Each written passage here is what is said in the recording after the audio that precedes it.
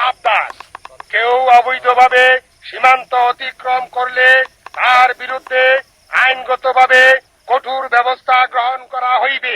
রাতের কোনো এক সময় প্রথমে নিভে যায় ভারত অংশের সীমান্ত বাতি, তারপর শূন্য রেখা দিয়ে চলে উপস্থিত করা মানুষের পুশিনের চেষ্টা। এইভাবেই গত কয়েকদিন ধরে ব্রাহ্মণবাড়িয়ার বিজয়নগর, আখাউড়ার একাংশ এবং হবিগঞ্জের মাধবপুরের বিভিন্ন সীমান্ত দিয়ে পুশিনের চেষ্টা চালিয়েছে বিএসএফ। তাই পুশিন ঠেকাতে প্রতি রাতে মাইকিং করে নিজেদের সতর্ক অবস্থান জানান দিচ্ছে বিজিবি সদস্যরা।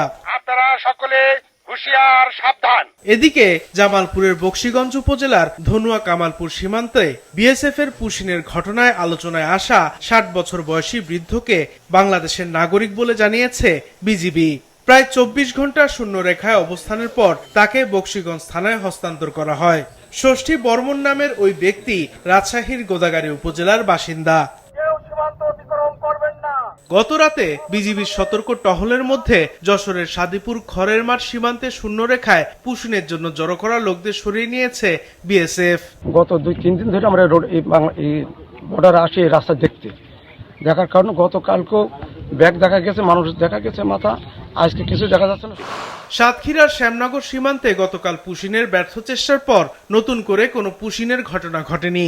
তবে যে কোনো অবৈধ অনুপ্রবেশ ঠেকাতে সতর্ক রয়েছে বিজিবি।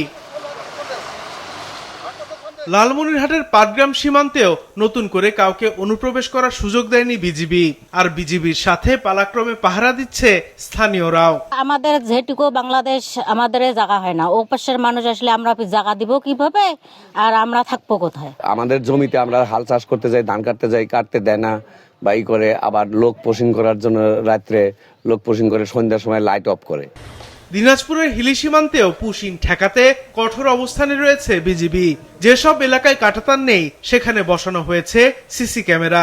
আমাদের হিলি সীমান্ত দিয়েও দিয়ারিয়া করছিল, আমরা গ্রামবাসী সাথে থাকায়, বিজিবি থাকায় আমরা সেটা প্রতিরোধ করতে পারছি।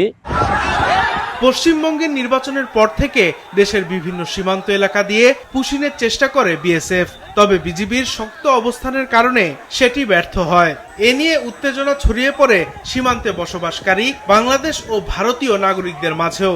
তবে এই পরিস্থিতি এখন কিছুটা শান্ত।